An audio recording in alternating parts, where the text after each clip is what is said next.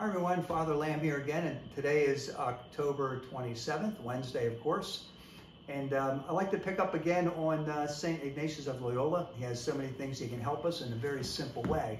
And of course, if you've been tuning in the last few weeks, we've been talking about spiritual consolation and spiritual desolation. He goes a little bit further, and we're talking about in other weeks, where St. Ignatius says, you can be in consolation in the morning and you're praying and everything feels good about God, and then something can occur during the course of the day that sort of pulls you out of that. For example, let's say you go to work and you have a very contentious argument with someone at work, or they're very unreasonable toward you, and it just sort of shakes you. And so then, you get busy at the day and you're moving on, but then you finally go home at night and you go to pray, and this kind of stuff then surfaces when we finally get quiet. And what will happen is, when that comes up, that uncomfortable feeling, we'll be tempted, St. Ignatius says, to diversion. So in other words, that contentious thing that happened earlier in the day, it kind of comes up, it's kind of on your mind, and you don't really want to pray. You don't feel the consolations you had in the morning. You're feeling disconnected from God. You don't feel His warmth. You're hurt and angry about what happened during the day. And he says at that point, a lot of diversions come up and temptations, and we just need to be aware of that. And temptations like, you don't want to pray, let's go to the refrigerator. Let's get something to eat. That'll make me feel better. Let me sit and watch some mindless TV. Just start feeding myself. Let me get on my iPad, my tablet. Let me get into my phone. Maybe just have a drink before I go to bed. I'll feel better. See, all those are temptations during times of desolation. And he says it's very important for us during those times to kind of stick with it. And he tells us some really simple things. One is to continue to pray, even when you don't want to.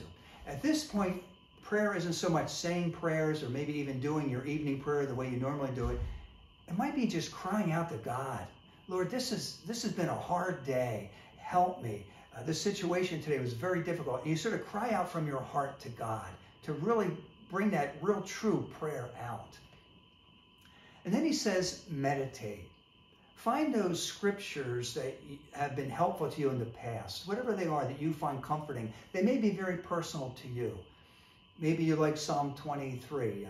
The Lord is my shepherd. There's nothing I shall want. Or the Lord is my light and my salvation. Whom should I fear? Like to find those comforting passages of scripture that always feed your heart and your soul. And call to mind the times in the past that God has been faithful to you, and He's going to come to you right now to help you. And this is very important when we're going through these hard times, because it's very easy for us at that moment just to quit, get involved in some kind of diversion, other temptations, or even bad things on the internet. And we need to let go of all of that in that time of desolation. But then he says something that's very interesting. He calls for the much examination. And let me just share this rule with you. This is the sixth rule of spiritual consolation and desolation, spiritual discernment. These are St. Ignatius's words. Although in desolation, we should not change our first proposals, namely the ones we made in consolation, to pray more and so on, it is very advantageous to change ourselves intensely against the desolation itself, as by insisting more upon prayer, meditation, upon much examination, and upon extending ourselves in some suitable way of doing penance. So notice he mentions four things. So we don't just endure the desolation, we're sort of fighting back with the weapons of spirituality. I just mentioned two of them, prayer and meditation. Then the third one that he mentions right here is much examination. And he basically says to ask ourselves two questions. And this will be in regards to this encounter you had at work, or whatever it is that's going on in your life. The first question is, what am I feeling? To get in touch with your feeling about what happened. You felt that person screamed at you. You felt, I don't know, kind of encroached upon. What was that about? Abused in some way. I don't know. And secondly, how did this begin? So it takes you back through your day to when that happened, that moment when it happened. But then what you can do in the desolation is meditate on it, pray about it, and then make a decision about how to handle that. So tomorrow at work, I'm going to talk to this person. We need to have a nice, calm conversation. And that's what you bring to prayer, so to resolve that. So that's what he means about much examination. Go back and ask those two questions. What am I feeling? And how did this begin? To get to the root of what's causing this desolation. And then lastly, he mentions suitable penance. To do things that keep you back in the promises you made in consolation. For example, you were going to pray in the evening, not watch mindless TV.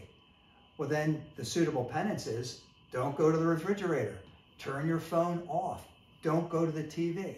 Those little things that we can do, and they are penance, you're going to feel it, are ways of fighting back that desolation.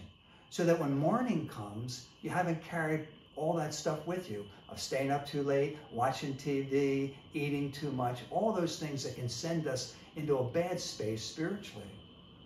These are great gifts that St. Ignatius Loyola is giving us, these times of consolation and desolation. So if we know what we're going through, we can combat against it.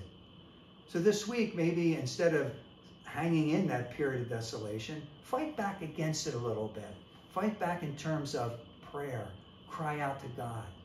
Meditation. Find those passages of scripture that really feed you. Remember the times that God has been faithful to you in the past, and he's going to be faithful again now. Much examination. Take a look at what it was that upset you so that you kind of move through it. And then lastly, a suitable penance. What do I need to give up so that I can stay in a good spiritual place? What do I need to bring into my life so I can stay in a good spiritual place?